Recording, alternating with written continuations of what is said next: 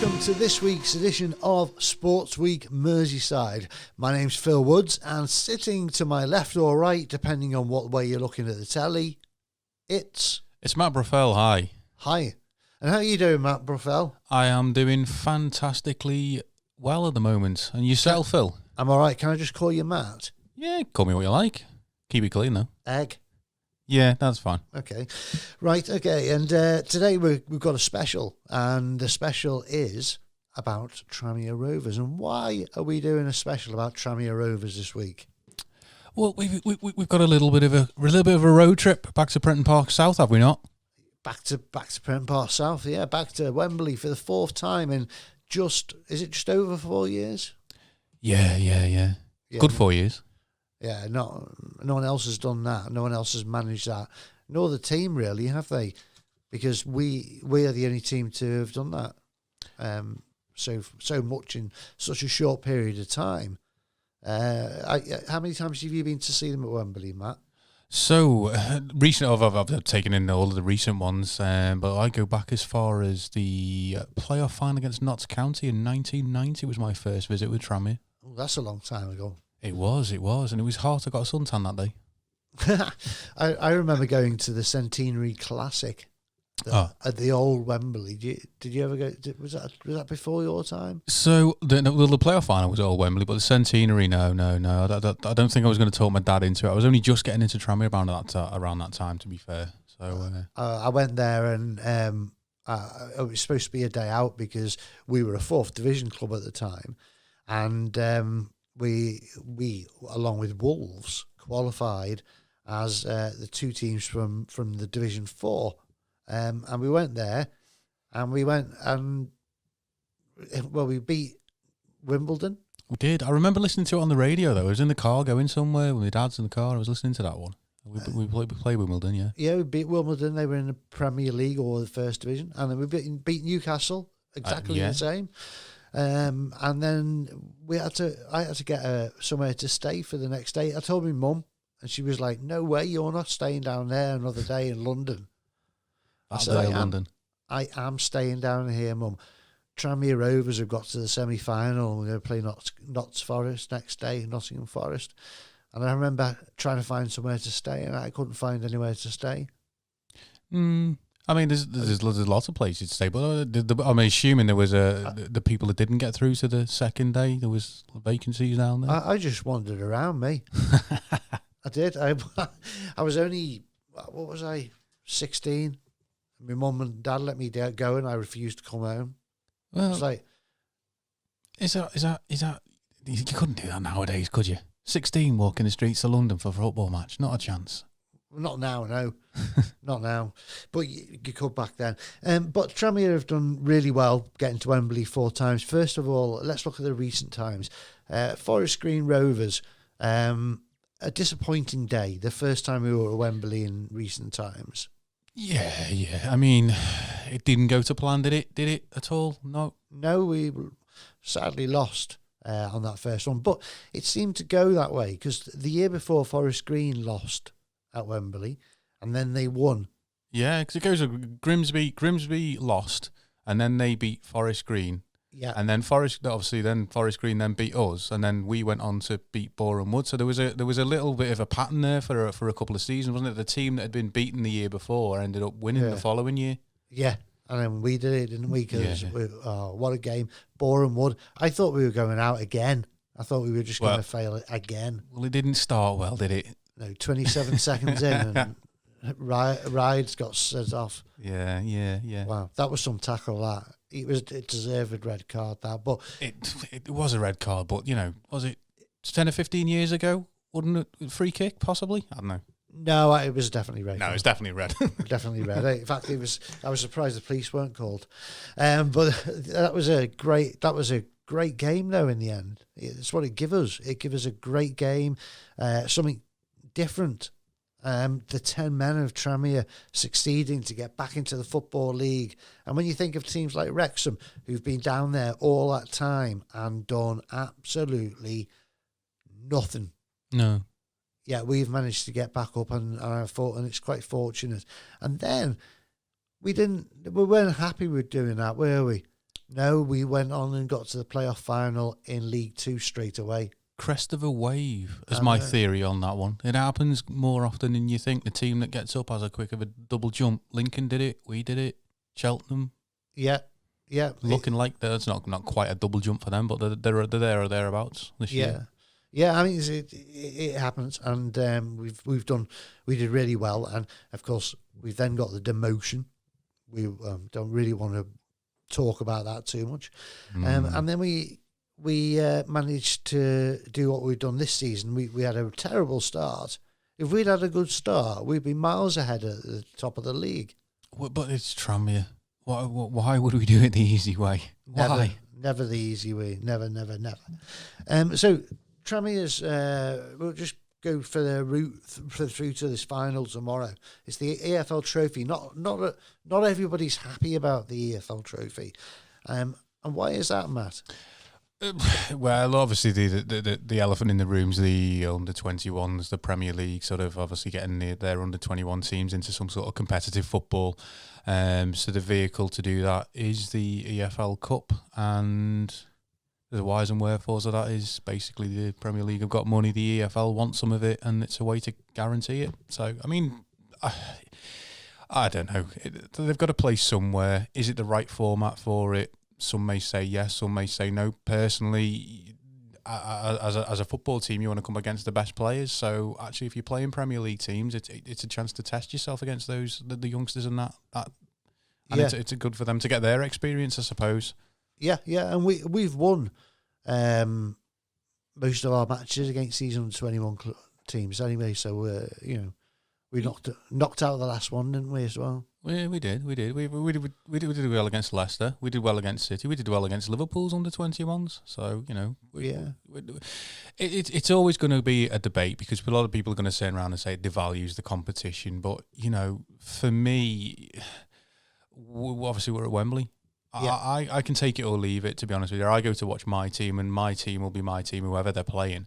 The politics of behind the scenes, in terms of finances and why they're there, is a matter to debate. But I just go watch my team and support them. Really, I think that's what most people do. At the end of the day, it falls down to what team you support, and that's it. Full stop. Yeah. End of. Can we move on a little bit from? Let's move on from Tranmere. Let's look at Liverpool. They're an interesting concept this year, aren't they? I mean, interesting concept indeed. I think everybody, I did myself, although I'm a Tranmere supporter, I definitely got an affinity towards Liverpool and Everton as well. I want to see all the Merseyside football being strong, that it's good for everybody. But things have not gone to plan, is probably the politest way we can put that. No, I mean, I have a theory, and it's slightly different to everybody else's theory. Everybody else seems to think it's Van Dijk and the fact that he's injured, and that, but when we first went into a lockdown and all football stopped, when we come back, Liverpool's form suddenly took a big drop, and they still had their full strength side out. It was only this season when they started getting injuries, and the results at the end of, sorry, I say the end, but the chunk that was moved because of COVID and started again behind closed doors, that's when their form dropped. And I just think that Liverpool haven't got to grips with playing in empty stadiums. I think their fans really, really do something. They are a proper 12-man. It's no doubt anyway, and Anfield itself has definitely got a reputation around the world as being an absolutely fantastic. When Anfield's rocking, there's not a team that Liverpool can't take out. If they get the bit between the teeth, get the fans get behind them. We've seen some special performances in front of the Kop, in front of the Anfield Road end over the years, and yeah, I would agree that they. I wouldn't say they stumbled across the line, but the gap at the top of the Premier League was just a case of they were going to win that league at some point. Yeah. And, it didn't, when they came back from COVID, it was a bit of a stuttering performance, stuttering results, didn't quite go to plan. Yeah. But they got there. They got there after 30 years. They definitely got there. They deservedly, get there. I mean, to get to the season before, to accumulate that many points and come second must have been heartbreaking for them. But what a way to come back from that. Yeah, they did. But then this season they've really suffered. But they did win midweek though, didn't they? They did. The tale of two stories. Struggled against Fulham, and then absolutely like Jekyll and Hyde. What a different team turning up in the Champions League, and they dominated that. Absolutely dominated Leipzig, and deservedly got through. So they could effectively, they need to win the Champions League to qualify for the Champions League next year, don't they? Because it's not looking good for them. West Ham United. I mean, West Ham are looking a proper good side this season, and they're my tip for fourth. Really? Oh yes. Really? I tipped them last season, and so, I give my next door neighbour a bit of a mention here because he's a West Ham fan, and I said to him last season, "You've got a really good squad, but it just wasn't performing." But now this season they've started performing, and look where they are. They're fourth, and they're going strong. They keep winning, and it's. I just think that they're going to finish fourth. I think Liverpool are going to struggle if they're going to get anyone. It'll be Chelsea. Yeah, I think so. Maybe the opposite effect for West Ham as well as Liverpool are having. Not having fans in the stadium, maybe one of the reasons why they're performing well. It could be. It's an unusual stadium. The London, what's it called?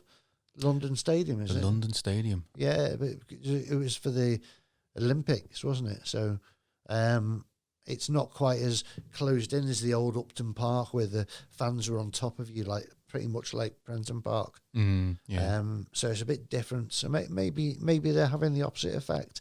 But they really are storming, and they're my tip for a top four finish this year. And this is where Liverpool need to win the Champions League to qualify for the Champions League next season.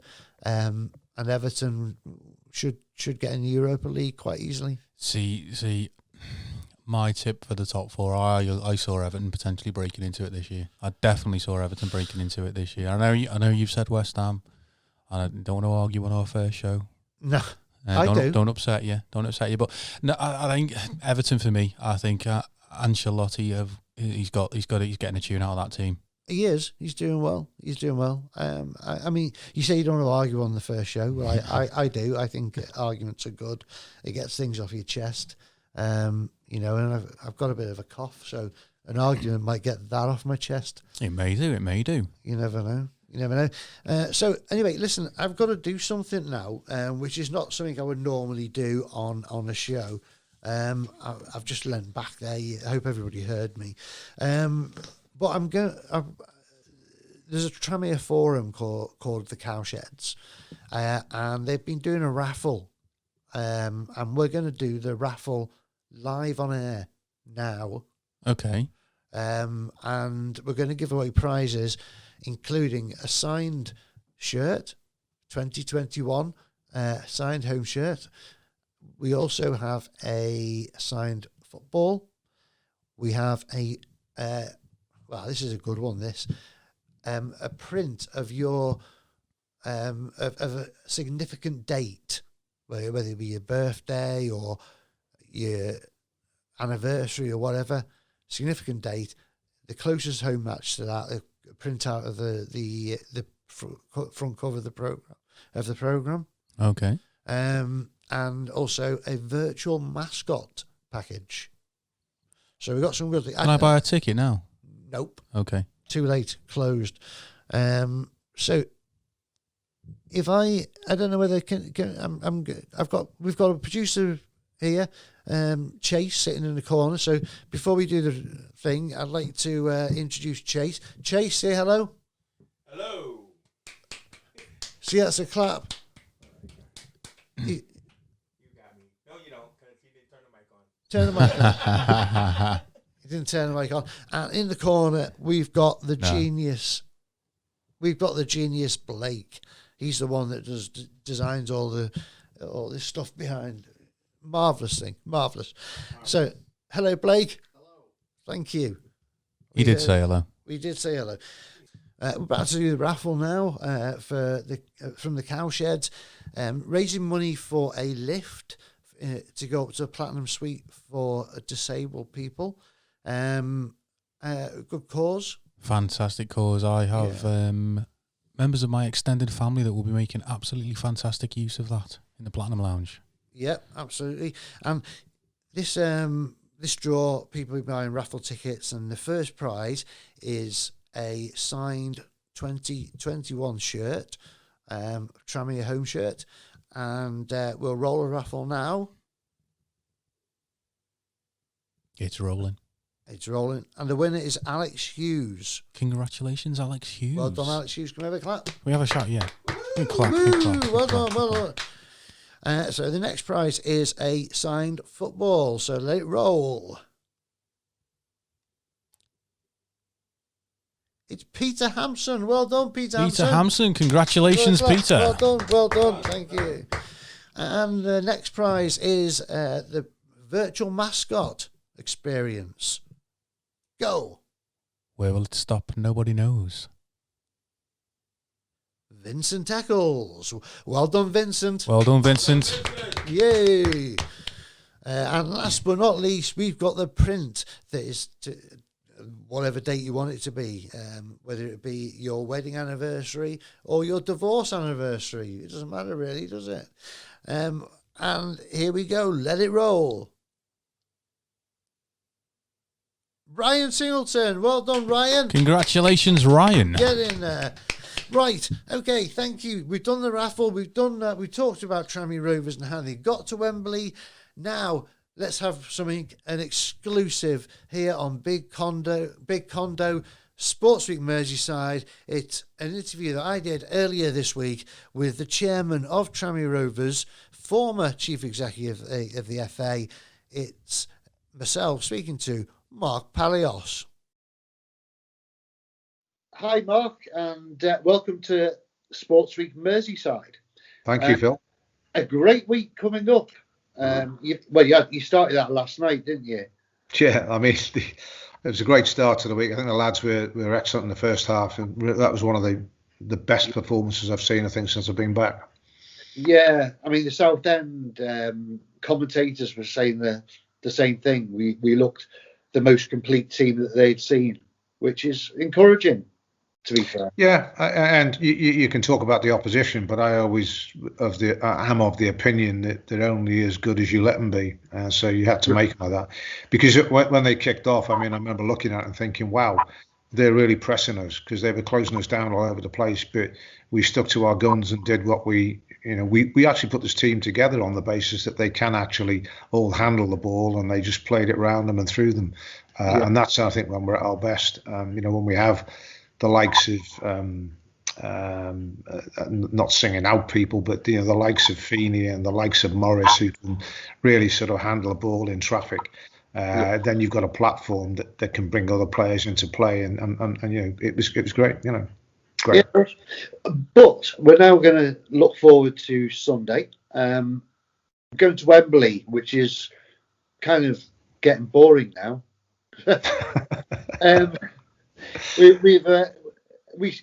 Tranmere seem to be calling it as their second home, Prenton Park South.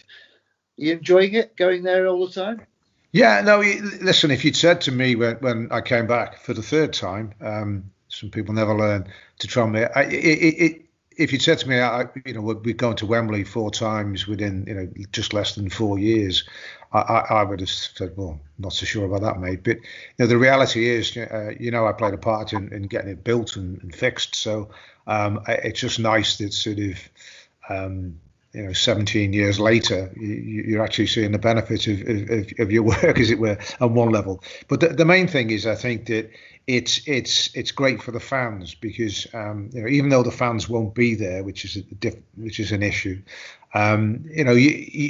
they've got the benefit of seeing progress on the field actually articulated in visits to Wembley. There's not many clubs, I think, that can say they've been to Wembley that many times in the recent past.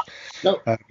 Fans may have wanted it, of course, that we didn't have to go to playoff finals and we just got straight promotion. But At the end of the day, whilst it's difficult to lose a playoff final, the reality is that if you're going to get promoted, then winning a playoff final is probably the best place to be.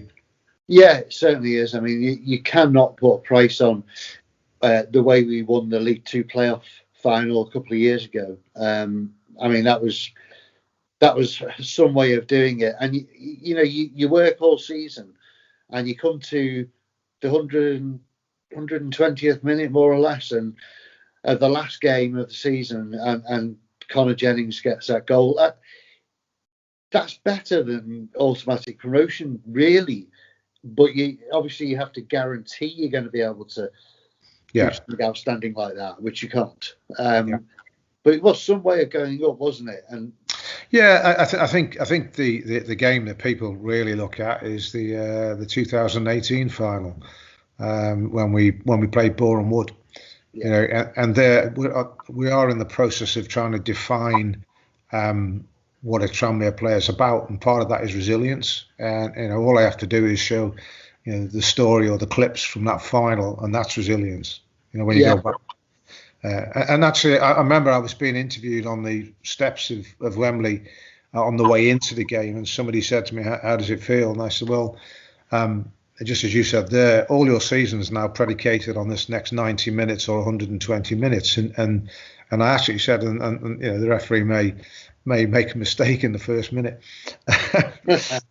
and we had a player sent off in 47 seconds. So as I was sitting there, it's one of those times you don't want to be right, as it were. The debate as to whether it was a mistake or not, I have a view.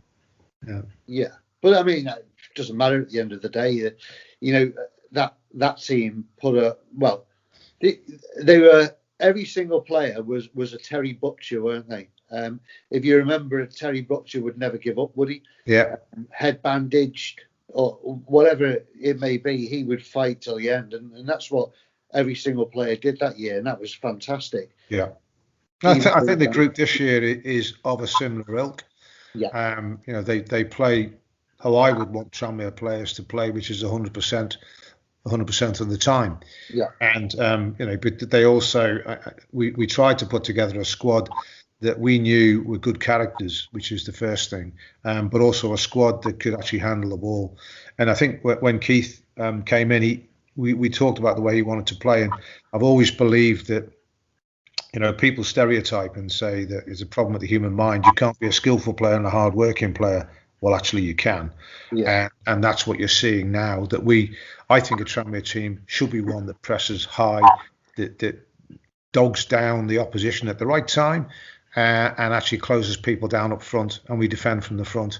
And then that comes through the whole team. You keep the pressure on as appropriate. And then on top of that, when we do win possession back, we can do something. We've got players who can handle the ball. And I think this squad is pretty much there as regards that. We miss Vonnie at this point in time. But, as we showed last night, players are prepared to, step up, play in strange positions like Lewis did, and help to lead the line, but keep the same pressure on that Vonnie puts on and gives us, playing up front. So I think that, Keith has got a squad of players there that, he accepts that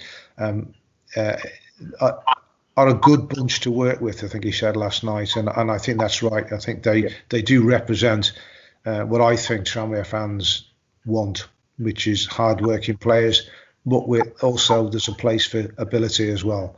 And I think now that we are, what I would call established as a football league club again, that we can continue to build on that, and that's the type of player we want on the side. So we signed Callum McDonald, who's somebody that we think can play higher up, and they're the types of player we want.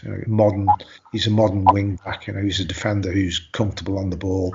They're not just head in and kick it merchants, etc., that you would see otherwise, possibly further down in the National League and stuff like that. They do actually contribute quite a lot creatively going forwards. Yeah. Let's look at this season's EFL trophy, or Papa John's trophy. It's always a weird one, isn't it? Leyland Daff, Papa John's, Johnson's Paint, all kinds of names. It's being called the Pizza Trophy this year. We've had the Paint Pot Trophy or Tin Pot, Paint Pot. But at the end of the day, it's a chance for lower league sides to get to Wembley. There is a bit of controversy, as we know, surrounding the under 21s and playing in it. But we're there at Wembley now. All those under 21 clubs are gone. It's 2 football league sides, two really good football league sides. Ourselves and, of course, Sunderland, who are, not long ago were in the Premier League until they dropped down to League One. But 2 great sides are going to take to that field at Wembley. So there is something about this trophy, isn't there?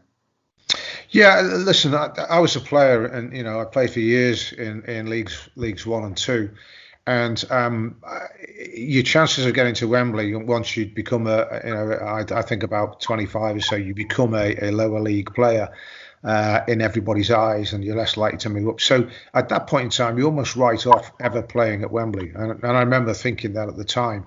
Then they brought in this trophy, this EFL trophy. I forget what it was called then. Was it the Leyland Daff or the Sherpa? I don't know.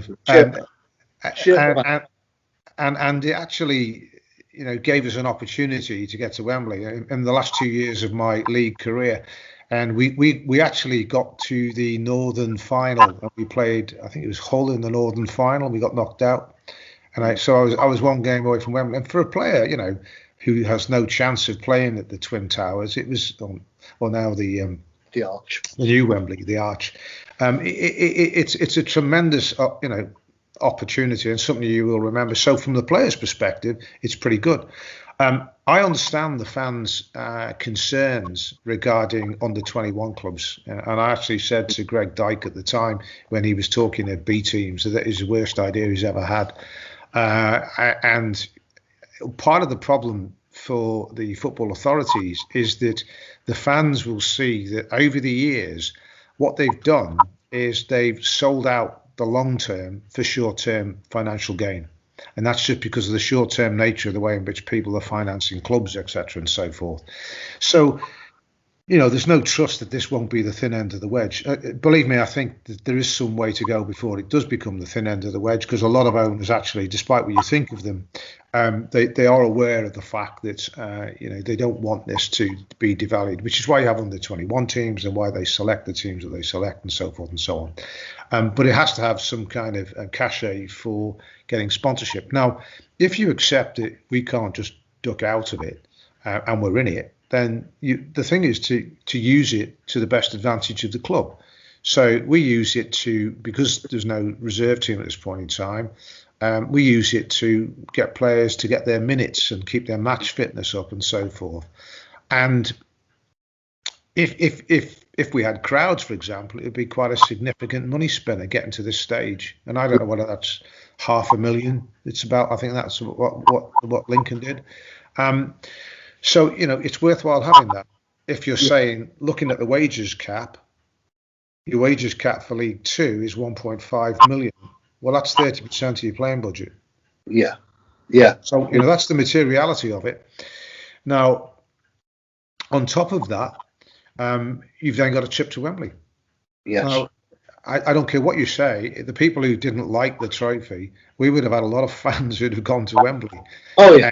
And to day out at Wembley. So what's that about? That's about, again, having those bragging rights when you go to work on the Monday morning saying we're off to Wembley. And I keep telling the story about the guy who tweeted when his son, it wasn't this year, it was last time we went.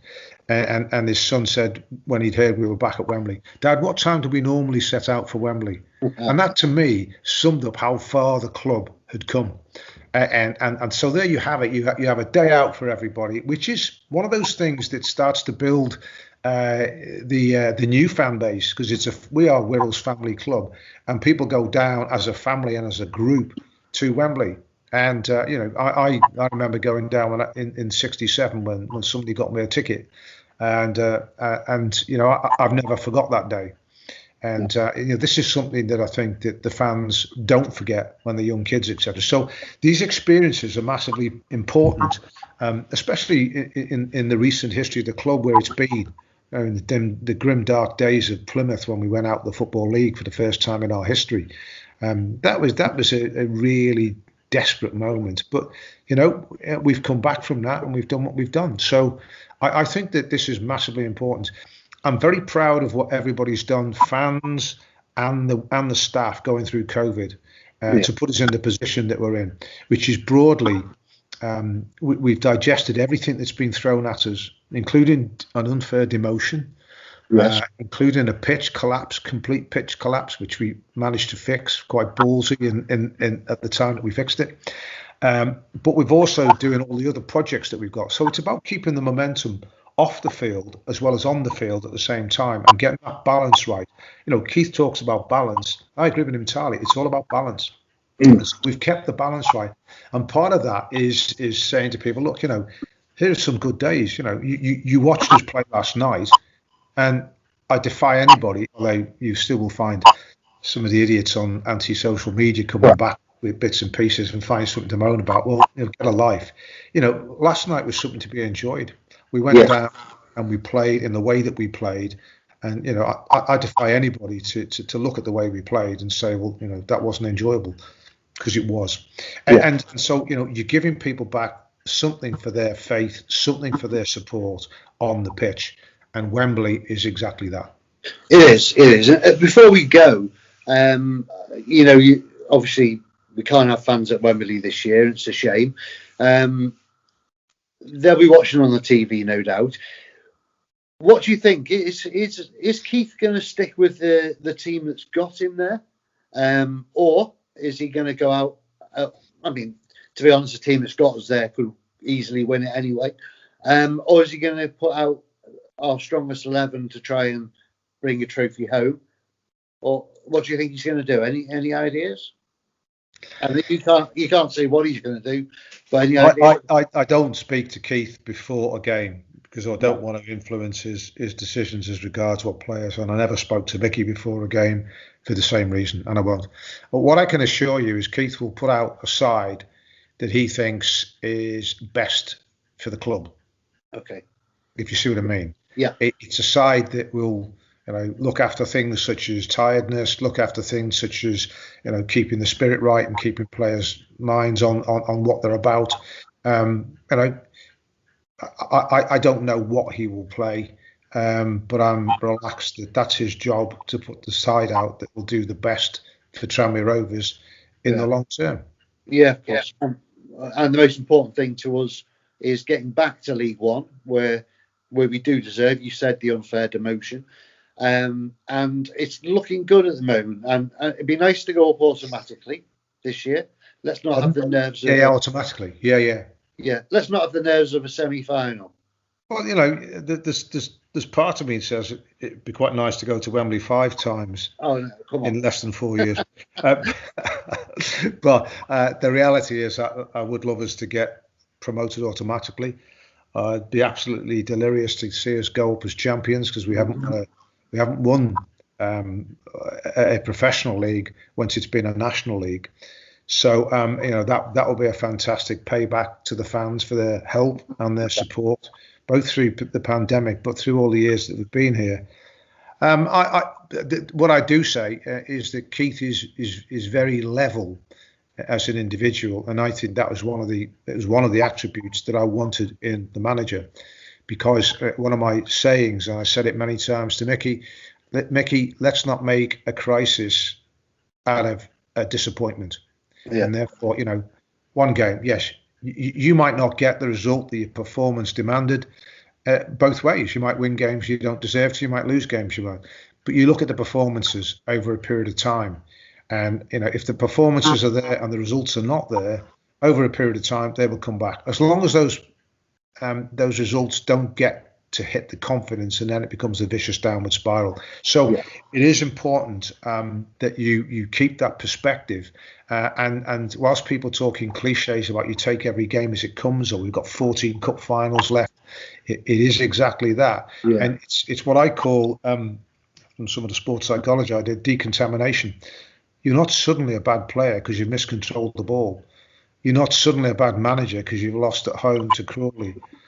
But actually, with social media or anti-social media being the judge that it is, the short-term, ill-informed, opinionated judge that it is, you will get to the point where it will be a disaster because we've just lost at home without a crowd.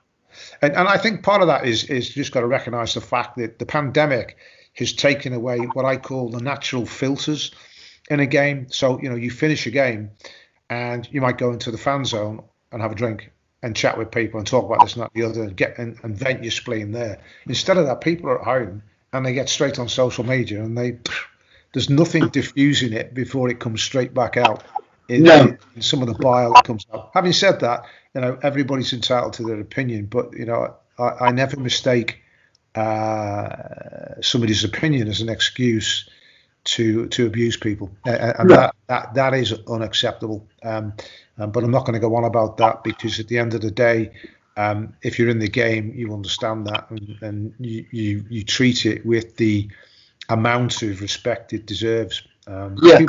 People should never mistake politeness for weakness.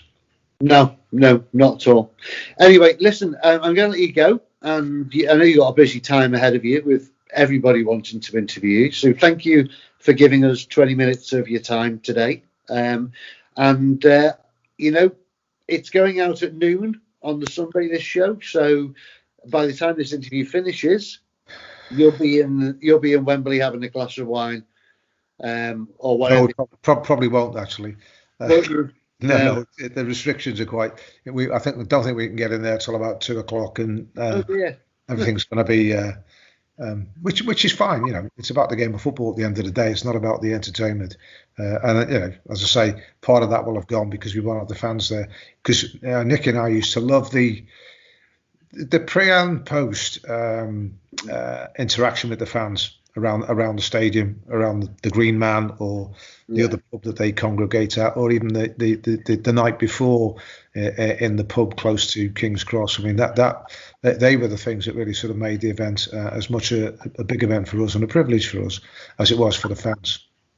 Well, you go down there and shout for 12,000 of us. Is that all right? Can you do that for us? We'll be listening. I don't do much of the shouting. Nicky shouts. I just sit there. Okay. Thank you very much, Mark. You take care. Thanks, Phil. Bye. That was a great and interesting interview with Mark Palias, that wasn't it? Yeah, I mean, what a gentleman to give up his time this week of all weeks. Well, you must be busy, but he's had the time to speak to us there, which is great. Always gives time for me. He's a good man. He's a good man. Anyway, right, we're going to go for a bit of a phone in now, and we have got a treat because we have got somebody calling in from Norway who has travelled to Wembley. And hello, Eric. Hello. How are you doing? How is it over there? Is it snowing? Yeah, actually, a couple of days ago we got lots of snow. It's sort of a March thing here in Norway. Always get snow in March, unfortunately. Unfortunately, we here in Britain, it's a treat for us. We just our treat is snowing from late December until February, and then we always get this late March snow. Yeah. So I'm looking forward to spring now. Looking forward to spring. So you're looking forward to tomorrow, another day at Wembley. Sadly, you can't go though. No, sadly I can't go, but definitely, I'm looking forward to it. It's gonna be a real treat when you're supporting a lower league club like Tranmere. It's always special to have us playing at the hallowed turf of Wembley. Yeah, and you've done the long journey, haven't you? Just for the game. Which ones have you been to in recent years? Yeah, actually, I've been to 3 of our Wembley appearances. Our first one was the Worthington Cup final in 2000 against Leicester.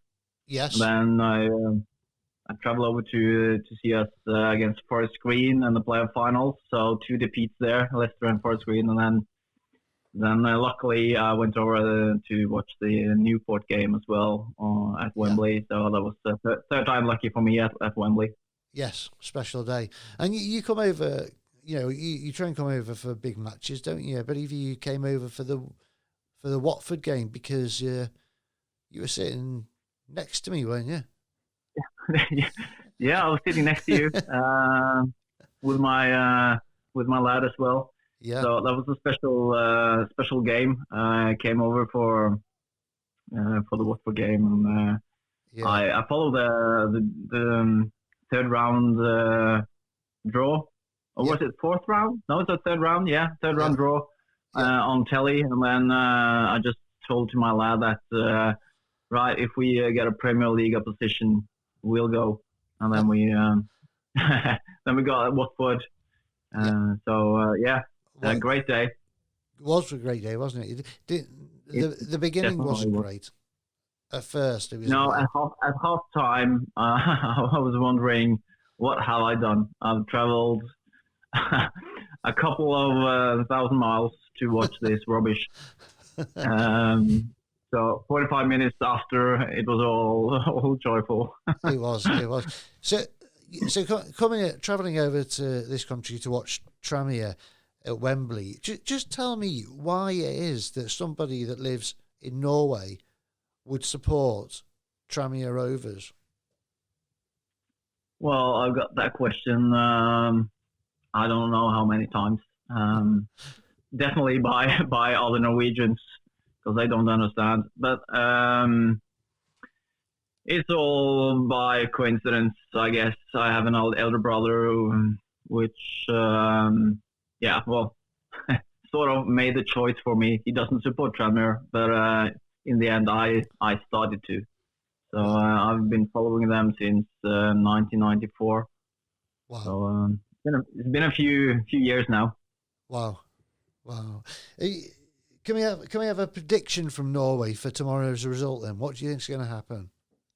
Ooh, I don't know. Maybe that we get a red card and we substitute Stephen Frail in.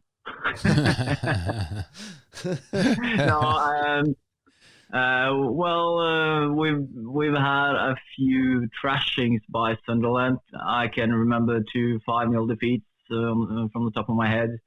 But we also won against them in the FA Cup a couple of times, 1-0 victories. So I just hope that we don't are out of the game just 20 minutes in.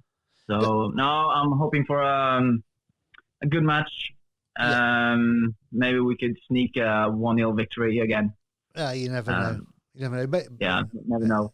So I will. My guess is a bit optimistic. So I'll go for a 2-1 win for us. Oh, good man. Right, Eric. Thank you very much for calling in. It's really good to hear from you. It's really good to hear from you. Thank you very much for calling in, and hopefully we'll speak to you again after we've got a victory. After the victory, yeah, definitely. We talk next week. If we win, we'll talk next week. Definitely. Deal? All right, thank you very much. Right, and we've got another caller in. It's Michael Robinson. Where are you from, Michael? I'm originally from Birkenhead, but live in Belfast at the moment. Live in Belfast. All right, well, I'm going to pass you over to Matt, my co-presenter. He's going to have a chat to you a bit about Tranmere and a bit about Wembley. How's that? That's no problem at all. It's brilliant. Hiya, Mike. How are you doing? Not bad at all. Still locked down over here, as yourselves, so... Yeah, great. Well, we're not too bad. It's good to get out, good to get in the studio, good to see people, which is a novel thing in this lockdown. So, how long have you been following Tranmere? Since I can remember. So I'm 38 now, and I think my first game was in '87 against Scarborough. Friday night. Yeah, it was a Friday night game. I think. Yeah, it was absolutely freezing. My dad took me. I was 4 years old. I remember that game. That was one of my first games. I'm 40 something. I'm not going to tell you how old I am, but 40 something. I remember that. I remember going into that. Was one of my first games as well. There. So you were hooked ever since. Yeah, pretty much. My dad's a Tranmere fan. My 2 brothers are Tranmere fans. That's just through the family. Yeah, best way. So any are you going to be passing on the Tranmere gene at some point? The Tranmere supporting gene? I've been trying to. So my son, he's 10. He supports Chelsea, unfortunately. And the reason being, there's obviously Tranmere at the time weren't on TV very much when he was watching it. So he's told he can support anybody but those 2 teams in blue and red. Oh, see, my son had a choice when he was young. It was support Tranmere or find somewhere else to live. And he made tried the that. right. Unfortunately, his mum's Irish, and I'd be out of my ear quicker than that. So. Yeah, my son made the right choice. I was dragging him along from 3 years old and stuffing him with Haribos to get him through the game. So I think that's the problem. Unfortunately, I can't bring him to games because we live so far away. So yeah. Oh, never mind. So we talked about that disappointment. Let's come to a highlight tomorrow. Big day tomorrow. Big day for Tranmere fans. What we know, a few times we've been to Brenton Park South. Going to be different because we can't get there. But how are you going to be taking in the game tomorrow? How are you watching it? I'm going to sit down with my 2 kids and watch it in the living room. It's become a bit of a pilgrimage for me the last few years going to Wembley, where I get a flight at silly o'clock in the morning the day of the game over, go to the game and then travel back up to Birkenhead to see my family. But it seems really bizarre that we won't be able to do that this year. In fact, it's quite strange. Yeah.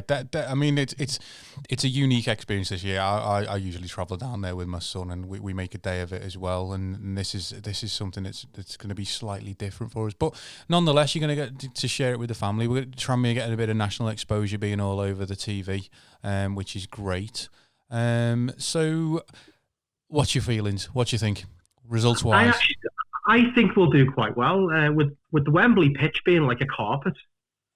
If you see the 2 games of last week, against Crawley we weren't great, but the pitch isn't great. And away at Southend, the pitch is smooth and flat, and we got to play football that first half, and it was a different game. Yeah. And I think being able to play football with players like Woolery and Feeney, especially in that deeper role, I think we'll be all right. Yeah, I think for me the key tomorrow is we can keep McGeady quiet. And I think we can potentially start imposing ourselves. But I'm just glad that we're there, to be honest with you. And I hope we don't necessarily come off on a wrong end of a poor performance. I want the lads to turn up. I want the lads to enjoy it.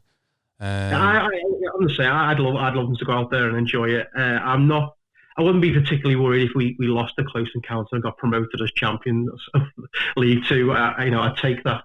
Yeah. But to get to the finals, brilliant, especially exposure-wise as well. I think we could. Quick question for you, though. Belfast, do you have Papa John's over there? We do. You do? No, we don't. No, sorry. You don't? So you can't even sit down with a Papa John's pizza and watch it with the family, no? No, it's Love Pizza we've got instead. Oh, well, you have to get a Love Pizza then. I have had a Papa John's in Birkenhead before that. I've not. I think I'm thinking about breaking my Papa John's cherry tomorrow and sitting down watching the game with that one. But we don't. If it counts, I had Domino's tonight. Yeah. So you think we might? Thanks for joining us, and I really do appreciate taking the time for us to come and chat us. And then fingers crossed, fingers, toes, and everything else crossed. And please, hopefully, crossed for 2 reasons: we will win. And then maybe your son will catch the Tranmere bug as well and get rid of that Chelsea shirt. If it was on and we were all going there, I'd try to drag him there this time because he's 10 now. So if we can win on the TV at a final and see a little trophy, it might just work. Yeah. Might do. Good. Thank you very much, Michael. I've really enjoyed speaking to you. Thanks very much. We will, maybe talk to you again if we win. Yeah, that'd be brilliant. Thanks very much, guys, and I appreciate the call. No problem. Worries. Take care. You have a good evening. Bye-bye. You too. Okay, bye. Bye-bye. 2 people from miles and miles apart. So we got someone from Norway and someone from Belfast supporting Tranmere at Wembley tomorrow. So it shows you the wide-ranging support they've got. Yeah, definitely so. So, right, okay. Just a couple of things, to go through. We've got the league tables I want to have a look at, and if we first look at League Two, some of the results didn't go Tranmere's way tonight, did they? No. We could have asked for a little bit better, but we had a couple of teams up and around us that were playing each other. So Morecambe got beat by Newport, so it's a lesser of 2 evils where that one was concerned. It does mean that we have dropped a place in the league. Newport have gone above us on a goal difference, I believe. Yeah, we have games in hand on them, don't we? So we have a game in hand on 3 out of the 14. Mm-hmm. and we have 3 games in hand on Cambridge. Yeah, they're the team that need to be looking over their shoulders, I think. Yes, so they always the old adage of having it's better to have the points on the board than the games in hand. But I think they may not necessarily the case with the form that we're in at the moment, I think. No, I mean, we're in great form, and if we can take something out of this game tomorrow, just a bit of confidence, and go into the game against Grimsby with that. I mean, Grimsby, when they came to our place, we destroyed them, didn't we? 5-0. We did. Can lightning strike twice? Yeah. I think I'm hoping it can. And we'll look at the Premier League just before we go at the end of the show, I think. Is that okay? Yeah, it's fine by and me. we'll move on to Formula One, because I've been watching it. Have you watched any of the practice? Well, I tried, but it was a bit of a dust storm, wasn't it? A bit of a sandstorm yesterday. I was watching it. Absolutely ironic. So they decide to test in Bahrain instead of Barcelona, and it's because of the weather, and then you get a sandstorm and you can't see out. No. I think the first off at Bahrain, aren't they? Mm-hmm. So I think it makes sense that they've taken everything. My son's the Formula One nut, so he's been giving me the lowdown this week, and he was telling me that they've all moved all the garages to Bahrain, so they can do all of the testing there, and it's all nicely prepared and seamlessly into the first race of the season. So it is. McLaren are looking hot. They're my tip. It was Dubai. Everyone was looking hot. Yeah, true. But I think McLaren are looking good this year, with a Mercedes engine in the back again. I think they could be doing well. I really, really do. So, but it's hard to say. It's really hard to say because there's not been that much running. We haven't had 3 weeks of testing like we normally do. It's all a bit combined. It's hard to tell what's going to happen. So it'd be a bit of a surprise when we come to the beginning of the season. And rugby league starts in a couple of weeks, doesn't it? It does. I'm looking forward to that. St Helens are playing Salford, am I right? I believe they are. So the opening that's kicking us off for the season, the first game up. A bit of a strange start to the season because all the games are played in the same place, aren't they? It's like a mini Magic Weekend. A mini Magic Weekend. Well, it's not really a mini Magic Weekend. Magic Weekend's over 2 days. This is over 3 days, so it's like a sort of it's a bit of a funny one, but makes sense for me. Let's take all the teams to one venue and try and cut down on the amount of costs involved. So rather than putting all these teams having to put their own individual games on, we just go to one venue and we get all the games on. It makes sense. The problem with St Helens, for instance, their stadium, it's being used as a COVID vaccination centre. It certainly is. So they can't really play the games there at the moment. No. I mean, I've not read around whether there's any sort of future plans about taking them all to all the different stadiums and maybe doing something slightly different and everyone hosting around the games, but it will be good. Warrington Wolves, they've got a strange season coming up because they know that they're losing their coach at the end of the season, don't they? Come on the wire. I've spent many a good year out in Warrington. I used to work out there, so an office. I did. I was a civil servant with out opposite the Golden Gates there, and you can imagine we had people from Wigan, people from Widnes fans, Saints fans, all over the place. And I kind of adopted the wire myself and got myself a primrose and blue hat and scarf, and I was lucky enough. I think very weird season though. It's got to be weird the squad going into the season knowing that he's off at the end of the season. Yeah. But it's weird. Yeah, definitely odd. We'll see what happens in that. And just to go through a couple of this show is recorded. Let us be honest. Yeah. This one is. We're busy tomorrow afternoon watching the footy. Yeah. But we report on it next week. But at the moment, we're sort of in a strange situation. Burnley took a 2-0 lead against Everton.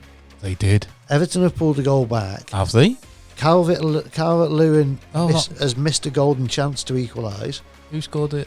I'm only asking. I don't know who scored the Everton goal. You have to find out yourself. Yeah. It's just I was hoping. What do you think? I am a sports show. Yeah, I'm not bothered. Well, I am bothered. I want Everton to win, but when you said Calvert-Lewin, I got all excited for me fantasy football points. Then Oh, is he one of that? You one of them, are you? I don't even know what the fantasy football's all about, mate. Yeah, I'm not going to talk about it. I'm so far behind the lads in the league. It's not worth. I'm playing for pride, as the saying goes. Playing for pride, playing for money. Oh, well. Yeah. So, all right. Well, thank you very much for tuning in to our show today. It's been absolutely fantastic having people from Norway phoning in and from Belfast. And thank you very much, Matt, for being part of the show. You are welcome. And will you come back next week? If you'll have me. It's a learning curve for me. But yeah, no, I've enjoyed it. I've enjoyed it. Of course we'll have you. Chase, have you had a nice time? Yeah, man, I'm learning all about Tranmere. You learn all about Tranmere. Well, next week it won't be all about Tranmere. Next week we'll be talking about all kinds of sports. You know what? What kind of sports? We're going to be talking about, well, I'm glad you asked that, because we're going to be talking about American football. We're going to be talking about rounders. Rounders? Baseball. Rounders. Baseball. Rounders. Oh, no. There's an American in the corner telling me that baseball is baseball. It's not. It's rounders, sort of. Anyway, and we're going to talk about basketball as well. Netball, which is a form of basketball for girls. Yeah. And what's the difference between basketball and netball? You please? can't travel. So yes, yeah. Netball, it's very static. They have their positions, and it's played in zones. It also has no backboard. Yeah. Oh right. So okay. you could say it's more difficult. I mean, the hoop's a little bit lower than a basketball thing, but there's no backboard, so they've got to get that straight in. No rebounds, no nothing. Blake, take a seat by the mic. We need your experience, American sports, or rounders and stuff. Rounders, come on, get a mic, grab a mic. I'm only cheap, but Blake won't turn my mic on. Blake, there you go. 1 2 1 2. Nope. See. No. He's turned me off. Oh no, he's Turn me off. That sounds like you might be with us now. He's turned you on. He's turned you on. No, you are. Oh, okay. When Harry met Sally moment. Yeah. No. Yes. Yes. Shh, bad jokes. No, not on this show. So American sports. Difference between rounders and baseball. I actually saw one of those baseball documentaries. I think it initially was called Rounders because they went around the bases. Mm-hmm. And then, someone came up with the idea of just calling it base and ball. I don't know why. Those guys who made South Park. Remember that movie, basketball?